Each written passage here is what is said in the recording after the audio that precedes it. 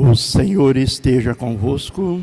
Ele está no meio de nós. Proclamação do Evangelho de Jesus Cristo segundo João. Glória a vós, Senhor. Naquele tempo, disse Jesus: Eu sou o bom pastor. O bom pastor dá a vida por suas ovelhas. O mercenário, que não é pastor e não é dono das ovelhas, vê o lobo chegar, abandona as ovelhas e foge. E o lobo as ataca e dispersa, pois ele é apenas um mercenário e não se preocupa com as ovelhas. Eu sou o bom pastor, conheço as minhas ovelhas e elas me conhecem, assim como o Pai me conhece e eu conheço o Pai. Eu dou a minha vida pelas ovelhas. Tem ainda outras ovelhas que não são desse redil. Também a elas devo conduzir. Elas escutarão a minha voz, e haverá um só rebanho e um só pastor. É por isso que o Pai me ama, porque dou a minha vida para depois recebê-la novamente. Ninguém tira a minha vida, eu a dou por mim mesmo. Tenho o poder de entregá-la e tenho o poder de recebê-la novamente. Essa é a ordem que recebi do meu Pai. Palavra da salvação. Glória a vós, Senhor.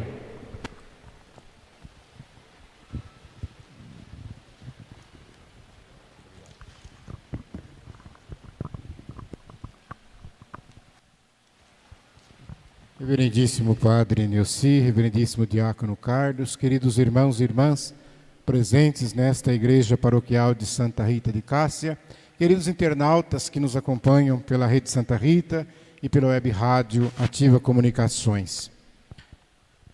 Hoje a liturgia belíssima, com leituras riquíssimas, a começar pelo livro dos Atos dos Apóstolos, que vem nos explicar claramente em nome de quem se faz acontecer as curas e os milagres. Muitas vezes vemos que alguns cristãos se sentem envergonhados em assumir publicamente o porquê faz o bem. Por vezes dizem que é politicamente correto, por vezes dizem que é por solidariedade, por vezes dizem porque são regras e normas sociais. Então é preciso fazer como Pedro, deixar claro para o mundo que tudo aquilo que nós fazemos de bom, nós fazemos em nome do Senhor, em nome do Senhor Jesus. São 2000 anos de cristianismo e ainda hoje perseguem como nunca os cristãos que estão sendo massacrados em diversos lugares. Aqui nós precisaríamos entender o grande significado, né? Hoje, as pessoas parecem que se esquecem, parecem que têm amnésia. Mas todo o trabalho social que existe nasceu do Evangelho, nasceu da doutrina cristã.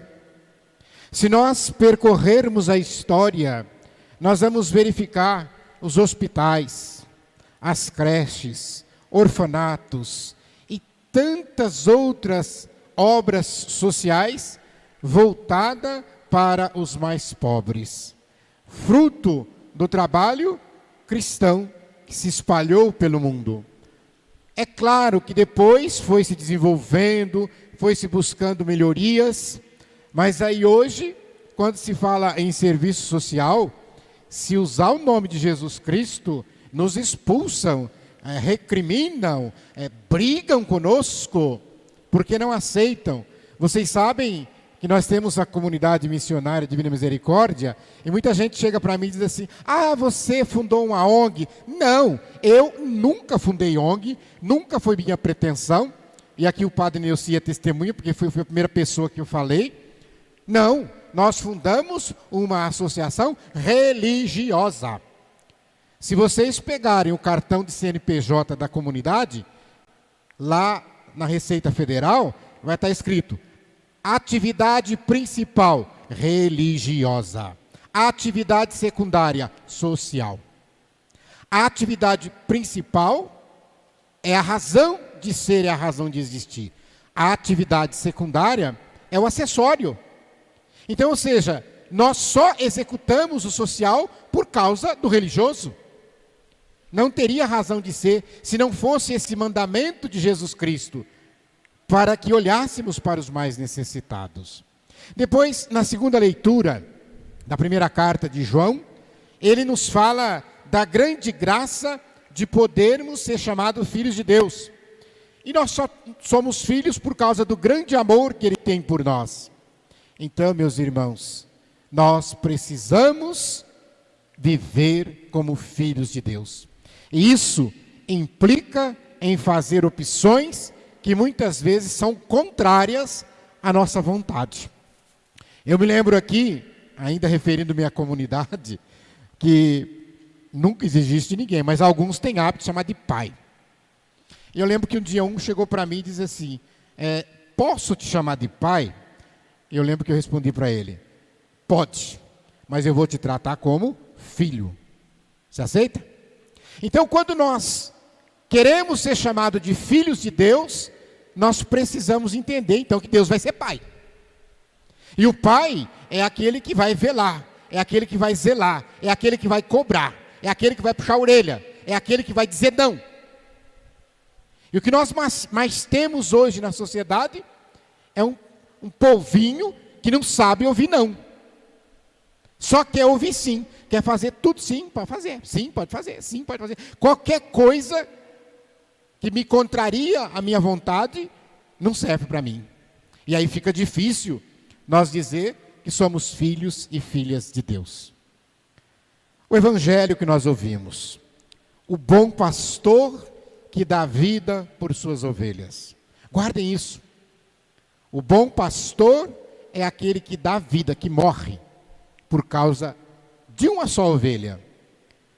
Ao passo que o mercenário, aquele que não é pastor, aquele que não é dono das ovelhas, quando ele vê o lobo chegar, para salvar a sua pele, ele corre, ele foge, abandona as ovelhas. E o lobo então ataca, o lobo dispersa, porque ele é apenas um mercenário que não se importa com as ovelhas. Meus irmãos, todos os anos, no quarto domingo da Quaresma, a igreja dedica a este tema do bom pastor. E é claro, se eu usei a expressão bom pastor, é porque tem um mau pastor. Porque senão, se todo pastor fosse bom, a gente usaria a expressão pastor. Não precisaria de usar o bom ou o mau para especificar. E o Jesus é o bom pastor. E nós precisamos aprender a olhar então, nesse momento, e essa liturgia desse domingo, desse final de semana, quer nos levar a refletir. Primeiro, o proceder, o comportamento das ovelhas e o comportamento do pastor. Não é para falar só do comportamento do pastor. Não é para falar só do comportamento das ovelhas, mas é para olhar para os dois. Nós sabemos que a primeira pintura que se tem conhecimento de Jesus é a do bom pastor. Ela se encontra numa catacumba lá em Roma e representa Jesus com uma ovelha nos ombros. E ela estando sã e salva, expressa uma imagem de segurança, de garantia contra as calamidades, contra as perseguições. E às vezes parece utopia, quando nós cantamos tantas belíssimas canções que a nossa igreja tem para exaltar o bom pastor, né? Desfia um rosário, todo mundo conhece, né? Pelos prados e campinas verdejantes, sou bom pastor, ovelhas guardareis, eram 100 ovelhas, e tantos outros cânticos que nós temos. O Senhor é meu pastor, nada me faltará. Mas aí eu lembro aqui, quando eu digo que parece utopia, de uma frase de um santo homem, chamado Helder Câmara, que foi um pastor, realmente. Ele chegou, quando estava no Rio de Janeiro, a fundar um banco, que o pessoal chamava Banco dos Pobres. porque ele tinha muita amizade com as socialites, né? Naquela época não tinha essa expressão, era com as madames da alta sociedade, e ele pedia dinheiro para elas, e ele fundou um banco, e se depositava o dinheiro nesse banco, e aplicava esse dinheiro na assistência aos pobres. E ele dizia uma coisa interessante, e até vindo aqui para a igreja agora, eu passei numa mercearia, e do nada, a pessoa que estava me atendendo, estava embrulhando lá o que eu tinha comprado, ela olhou para mim e disse assim, com lágrima nos olhos, olha, hoje eu fui numa casa e eu nunca vi uma pessoa tão necessitada. Eu vi a pessoa chorando e perguntei, ela falou que não tinha um gás. E eu falei com meu patrão, que falou, nem que for para eu pagar, mas eu vou lá levar. E ele disse que foi levar esse bujão de gás. E chegou lá, ele olhou e viu que a criança dormia no colchãozinho no chão e não tinha nada ali, etc. E tal. Mas por que eu estou falando isso? Porque às vezes, nós, quando servimos a Deus, temos às vezes necessidades materiais, e quantos tem? Mas ele diz o seguinte, ele foi transferido do Rio de Janeiro para o sertão. Na verdade, ele foi para Olinda e Recife. Mas aí lá ele andava, porque a diocese era o estado de Pernambuco, não era só a cidade de Recife. E ele andava pelo sertão. E ele dizia uma coisa assim, quando eu aqui no sertão ando, eu vejo belíssimas procissões quilométricas, homens, mulheres, naquela época usava véu, né, com seus véus, e eles felizes cantando, o Senhor é o meu pastor, e nada me faltará. E Dom Helder emendava, porque ele era terrível, né, nesse sentido. Ele dizia assim, e eu olhava em volta da procissão, estava faltando tudo. Mas o povo estava feliz cantando, confiando na providência. Como entender isso? E esse rapaz do gás, ele dizia que aquela pessoa agradecida, chorava e dizia, muito obrigado, louvado seja Deus. Deus não esqueceu de mim. Quer dizer, ela poderia pensar, o que é um bujão de gás aqui nessa miséria toda? Estou sem emprego, meu marido está desempregado, a criança não tem o que comer, não tem leite. Mas ela estava agradecida, louvando o bom pastor. E olha, meus irmãos, que na igreja primitiva também, além dessa pintura, já se professava que esse bom pastor era essa letra do Salmo. Era a pedra rejeitada. A pedra que os construtores não quiseram, mas que se tornou pedra angular. E Santo Agostinho, agora olhando para o comportamento dos pastores, e aí a gente olha para o mundo hoje, tanta gente que se intitula pastor, aí a gente percebe quanto Santo Agostinho, ao escrever isso aqui, há praticamente 1.600 anos atrás. E ele dizia assim, tem pastor que não apacenta o rebanho, mas apacenta a si mesmo. Não estão preocupados com as ovelhas, porque bebem o leite delas, porque matam a mais gorda, tosquiam a sua lã para vender. E tem pastor, se a gente olhasse hoje, né, padre?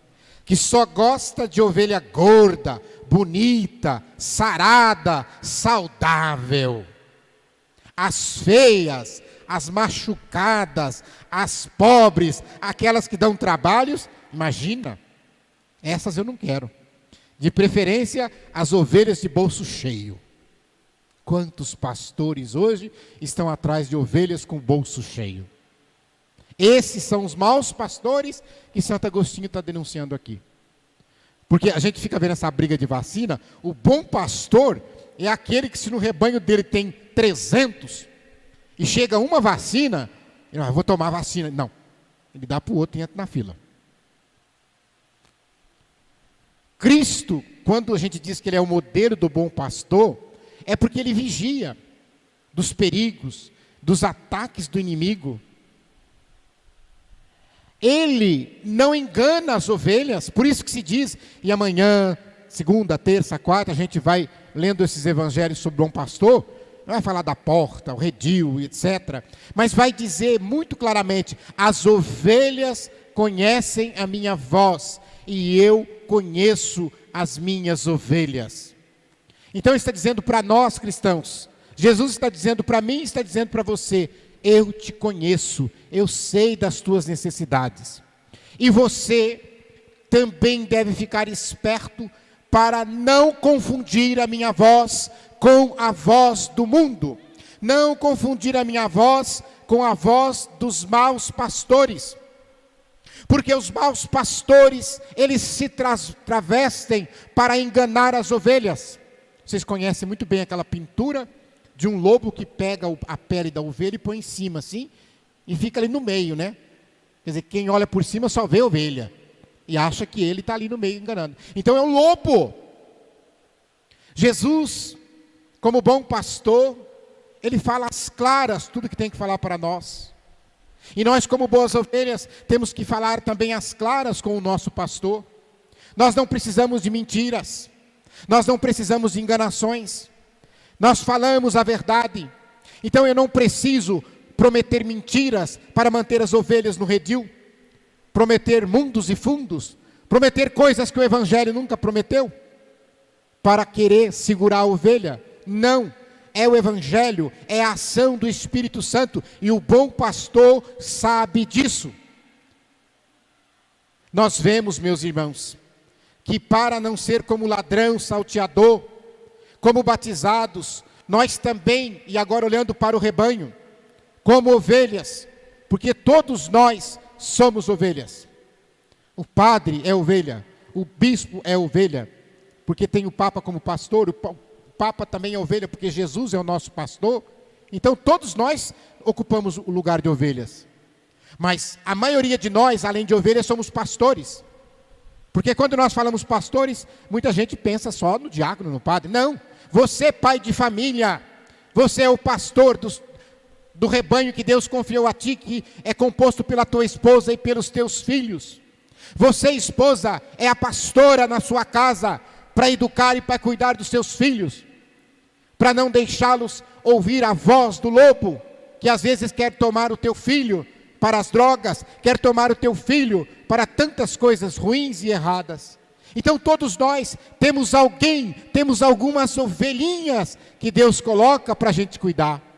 Nós não somos donos das ovelhas, mas nós temos responsabilidades sobre a vida de cada uma delas, na sua saúde, no lazer, no estudo, em tudo aquilo que faz, mas principalmente na fé cristã, principalmente no crer em nosso Senhor Jesus Cristo, o bom pastor.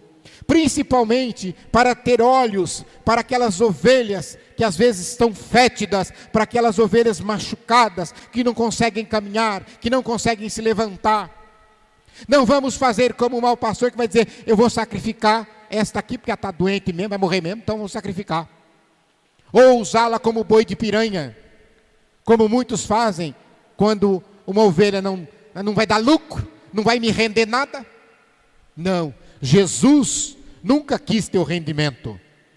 Jesus quer salvar a tua vida, quer salvar a minha vida. Ele quer o meu amor, e eu tenho sempre o amor dele. Eu lembro também uma passagem de São João Crisóstomo, grande bispo e doutor da igreja. Ele dizia em seus sermões: que pastor alguma vez alimentou as suas ovelhas com a própria carne? Que pastor alguma vez alimentou as ovelhas com seu sangue? Acontece, meus irmãos, muitas vezes, quando nós olhamos, Jesus deu seu corpo, sua carne, deu seu sangue para o rebanho ser salvo.